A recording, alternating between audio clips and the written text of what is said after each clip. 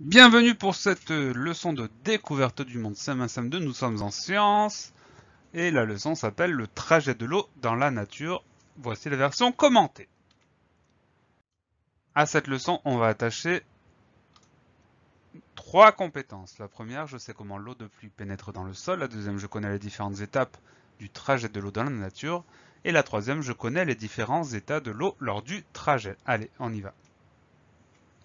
Pour que ce soit plus facile à comprendre, pendant toute la vidéo, on va laisser le petit schéma en bas. Comme ça, on voit de quoi on parle, puisqu'il y a des termes techniques, des mots nouveaux.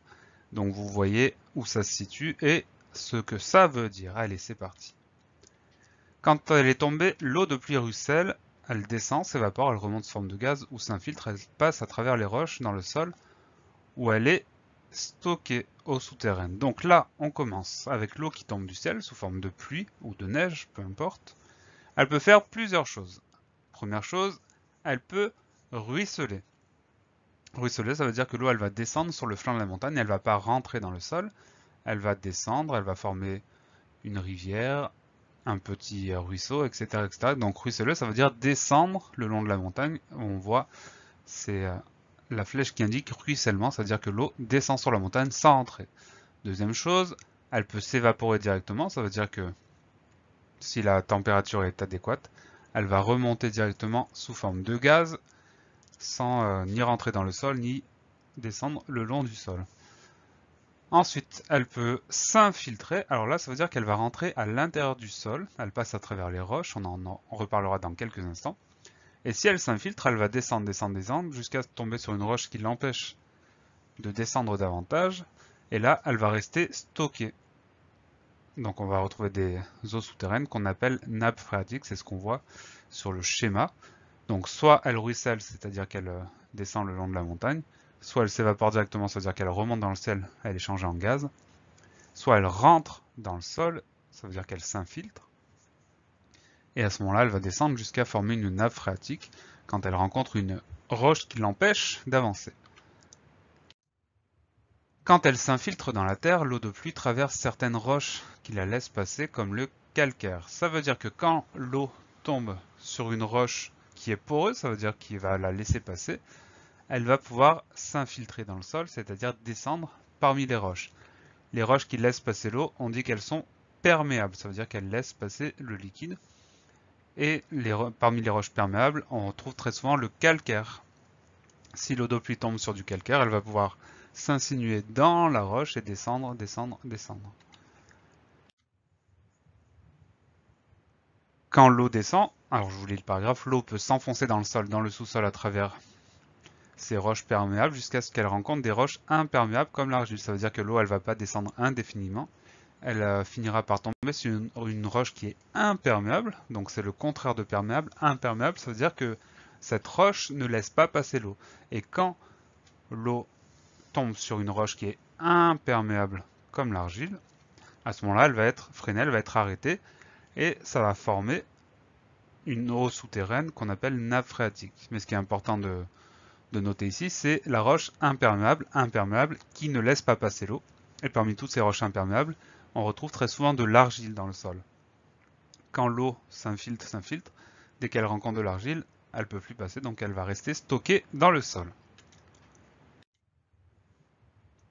L'eau qui s'infiltre à travers les roches perméables, quand elle rencontre une roche imperméable, ne peut plus avancer.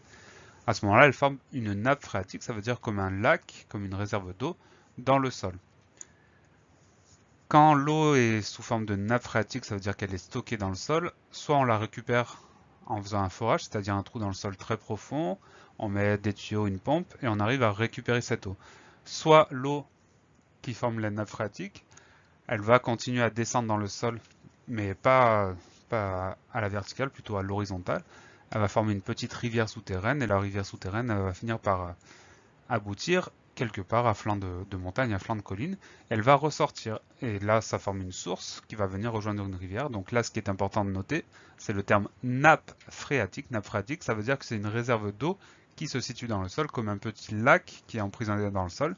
Soit c'est un lac qui bouge pas du tout, à ce moment-là, on peut récupérer l'eau en faisant un forage, soit c'est une petite rivière souterraine, ça veut dire que l'eau avance, Elle finit par ressortir de la terre sous forme de source. Et à ce moment-là, elle rejoint les rivières. Donc nappe phréatique, le mot important. Allez, on poursuit. Ce qu'on appelle cycle de l'eau, c'est la circulation de l'eau entre la Terre et l'atmosphère. Ça veut dire que l'eau, elle tombe, elle descend, elle remonte, elle retombe, elle descend, elle remonte, etc. etc.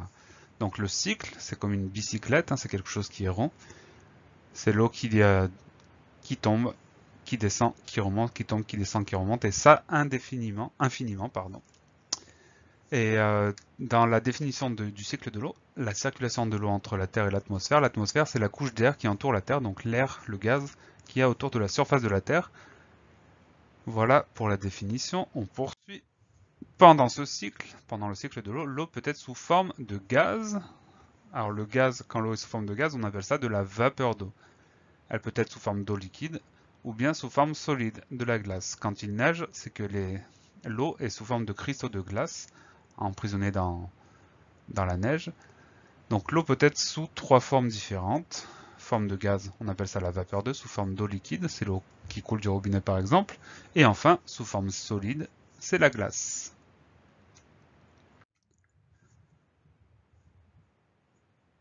Ici, dans ce paragraphe, on nous donne tout un tas de termes techniques dont on n'a pas parlé pour certains. Donc attention, on les retient bien, il faut les apprendre par cœur.